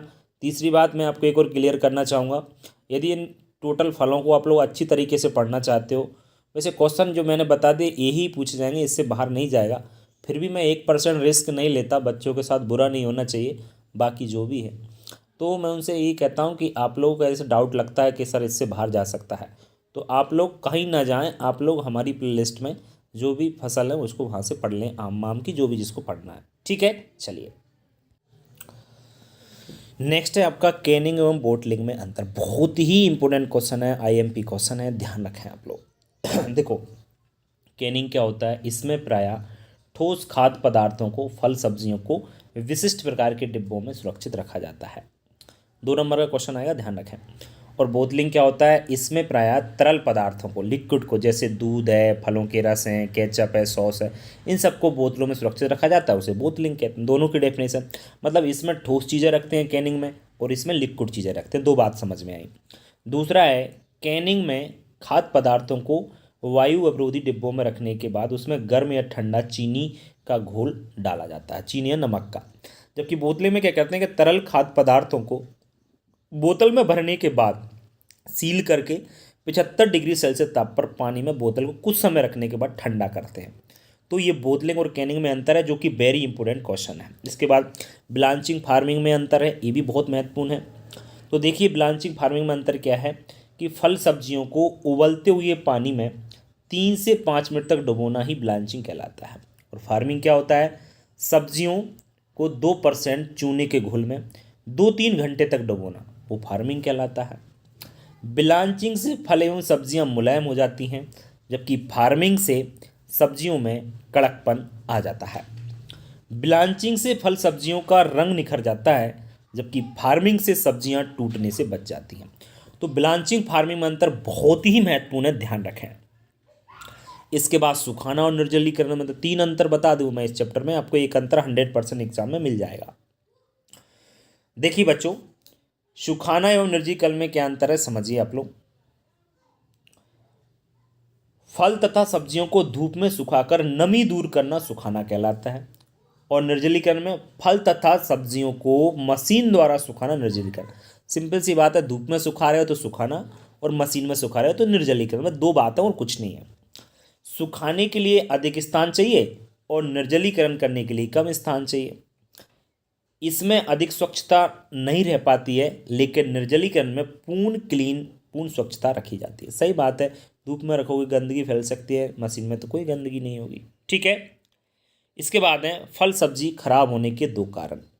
तो फल सब्जी खराब होने के कारण बताना चाहूँगा, जीवाणु, फफूंद, एंजाइम। वैसे 3 कारण लिख दी, मैं 2 बता रहा हूँ। जीवाणुओं के कारण फल एवं सब्जियाँ सड़ जाती हैं, फल सब्जी खराब हो जाती हैं। नमी की अधिकता के कारण फल सब्जी फफूंद लगने के कारण खराब हो जाती है। और तीसरा है एंजाइम। एंजाइम के कारण फल सब्जियों का रंग, स्वाद और सुगंध में अंतर आ जाता है। तो जीवाणु, फफूंद और एंजाइम तीनों याद रखना, ये तीनों आपके फल सब्जी खराब होने के कारण हैं। ठीक है, चलिए। इसके बाद फल सब्जी परिरक्षण के 2 उद्देश्य। फल सब्जी परिरक्षण के उद्देश्य देख लीजिए बच्चों, हम फल सब्जी परिरक्षण क्यों करते हैं। तो जिन स्थानों पर फल पैदा नहीं होते वहाँ फलों को विभिन्न रूपों में सुरक्षित करके भेजा जा सकता है। पहली बात, सही बात है, यदि फल सब्जी को हमने सुरक्षित करके परिरक्षित करके रख लिया है, तो जहाँ पर पैदा नहीं होते हैं फल, तो वहाँ पर भी हम इसको बेच सकते हैं, है ना। दूसरा है संरक्षित फल पदार्थ कम स्थान घेरते हैं, अतः आसानी से नए क्षेत्रों में उनको भेज सकते हैं। अगर हमने सुरक्षित परिरक्षित करके रख लिया उनको, तो स्थान भी कम घेरेंगे और वो नए स्थान पर भी उनको आसानी से भेज सकते हैं। संरक्षित फल पदार्थों को उस समय उपयोग कर सकते हैं जब उनके फल मौसम न होने पर भी बाजार में नहीं मिलते। सही बात है, जब फल सब्जी का मौसम नहीं होता तब भी हम लोग क्या कर सकते हैं, तब भी उनको हम बाज़ार में हम लोग ले सकते हैं। अच्छा हाँ, एक चीज़ और बताऊंगा मैं यहाँ पे थोड़ा सा, ये अगर डेफिनेशन पूछ लेना तो ब्लांचिंग की डेफिनेशन भी ये है और फार्मिंग की डेफिनेशन ये है, समझ में आ रहा है ना, भूलना नहीं है। और निर्जलीकरण सुखाना की डेफिनेशन पूछ ले तो ये सुखाना कहते हैं, इसे निर्जलीकरण कहते हैं। तो अंतर से आप लोग एक चीज़ डेफिनेशन नहीं बता रहे, 2 नंबर में क्वेश्चन पूछेगा तो आप लोगों को गलत नहीं होना चाहिए क्वेश्चन, समझ रहे हैं ना आप लोग। अगर पूछ ले तो वैसे अंतर एक आ जाएगा, मैंने बोल दिया आपसे। ठीक है, चलिए ये लास्ट चैप्टर के क्वेश्चन है, देख लीजिए लास्ट चैप्टर के आईएमपी क्वेश्चन। जैम एवं जेली में अंतर लिखिए। बहुत ही महत्वपूर्ण क्वेश्चन है, 5 नंबर का ये चैप्टर है, और ये भी बता दूं मैं आपको। तो जैम जेली में अंतर क्या है, फलों के गूदे को चीनी एवं खटास के साथ मिलाकर निश्चित गाढ़ेपन तक पकाने से तैयार पदार्थ जैम कहलाता है। सिर्फ गूदे से बनाया जाता है, पल्प से बनाया जाता है। जबकि जेली पेक्टिन युक्त फलों के रस को चीनी एवं खटास की निश्चित मात्रा के साथ पकाने से तैयार पदार्थ जेली कहलाती है। जेली को रस से बनाया जाता है, ध्यान रखना। जैम को गूदे से बनाया जाता है, विशेष याद रखें। जैम फलों के गूदे से तैयार किया जाता है। जेली पेक्टिन युक्त फलों की रस से बनाई जाती है। जैम अपारदर्शक होता है, जेली ये सही कर लो रे। जैम अपारदर्शक होता है और जेली पारदर्शक। पारदर्शक मतलब इसके एक साइड से दूसरी साइड हम लोग देख सकते हैं। जैम में चीनी खटास अनुसार मिलाते हैं, जबकि जेली में चीनी पेक्टिन के अनुसार मिलाई जाती है। जैम गर्म या ठंडी अवस्था में बोतलों में भरा जाता है, जबकि जेली सिर्फ गर्म अवस्था में ही बोतलों में भर सकते हैं। ठंडी अवस्था में जम जाती है तो हम इसको फिर बोतलों में नहीं भर सकते। वेरी इंपॉर्टेंट क्वेश्चन है। अचार बनाते समय कौन कौन सी सावधानी रखना चाहिए? अचार बनाते समय निम्नलिखित सावधानी रखना चाहिए। नंबर 1, फल एवं सब्जियां ताज़े एवं दाग रहित होना चाहिए। फल सब्जियों को धोकर टुकड़े काट लेना चाहिए। अचार को बार बार खोलना नहीं चाहिए। अचार में 10 से 20% नमक डालना चाहिए बच्चों। और अचार को अंधेरे स्थान पर नहीं रखना चाहिए, क्योंकि फफूंद लग जाएगी नहीं तो। अचार को समय समय पर धूप दिखाना चाहिए। और अचार को लोहे, तांबा, पीतल के बर्तनों में नहीं रखना चाहिए। 6-7 बातें बता दी मैंने। अचार बनाते समय कौन कौन सी हम लोग सावधानी रखेंगे, बहुत ही इंपॉर्टेंट क्वेश्चन है। अचार के गुण या लाभ लिखिए। देखिए, अचार के गुण लाभ कौन कौन से होते हैं। अचार एक किण्वित पदार्थ है, अर्धकिण्वित। गुण या लाभ है, बहुत इंपॉर्टेंट है, IMP लगा लो। यह भोजन में रुचि पैदा करता है, सही बात है, खाएंगे तो इंटरेस्ट आएगा। अचार स्वादिष्ट एवं पाचक होता है, बिल्कुल। अचार पौष्टिक एवं रक्त शोधक, मतलब ब्लड प्योरीफायर, खून को शुद्ध करता है। यह भोजन को स्वाद को बढ़ाता है, बिल्कुल टेस्ट बढ़ाता है भाई अचार। यह शरीर को अम्ल प्रदान करता है, एसिड भी हमारी बॉडी को बनाता है आपका अचार। और अचार बनाकर फल सब्जियों को अधिक समय तक हम लोग सुरक्षित रख सकते हैं, ठीक है ना। तो ये अचार के गुण लाभ हैं, जो कि बहुत महत्वपूर्ण क्वेश्चन है। इसके बाद और महत्वपूर्ण क्वेश्चन देख लो। जेली किसे कहते हैं? अच्छी जेली की विशेषता। अच्छी जेली की विशेषता कई बार पूछी गई है। पेक्टिन युक्त फलों के रस को चीनी एवं खटास की निश्चित मात्रा के साथ पकाने से तैयार पदार्थ जेली कहलाता है। और ये अंतर में मैं डेफिनेशन बता चुका हूँ आपको।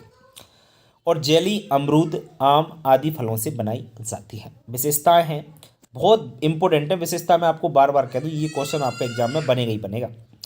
जेली जिस फल से बनाई जाती है उसकी सुगंध आनी चाहिए। जेली का स्वाद खट्टा मीठा होना चाहिए।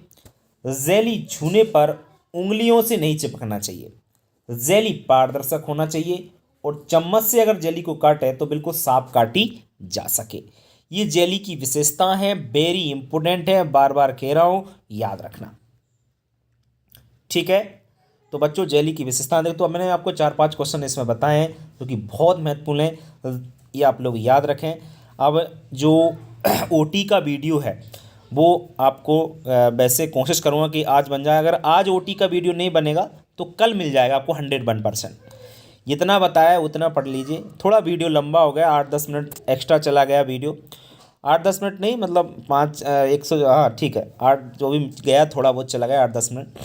टेंशन ना लें, पूरा पढ़ें, वीडियो को यहाँ तक देखें, जितना पढ़ाया है उतना पढ़ लें। इसके अलावा कुछ भी पढ़ने की आवश्यकता नहीं है आपको। ये IMP क्वेश्चन है और OT का वीडियो आ जाएगा, चिंता ना करें, इसको पूरा देख लें, ठीक है बच्चों। उम्मीद करता हूँ वीडियो आपको अच्छा लगा होगा, समझ में आया होगा। कहीं भी यदि किसी को समस्या आती है तो आप लोग मुझसे ज़रूर पूछ सकते हैं, ठीक है। चलिए बच्चों, मिलते हैं हम नेक्स्ट वीडियो में, तब तक के लिए बच्चों नमस्कार।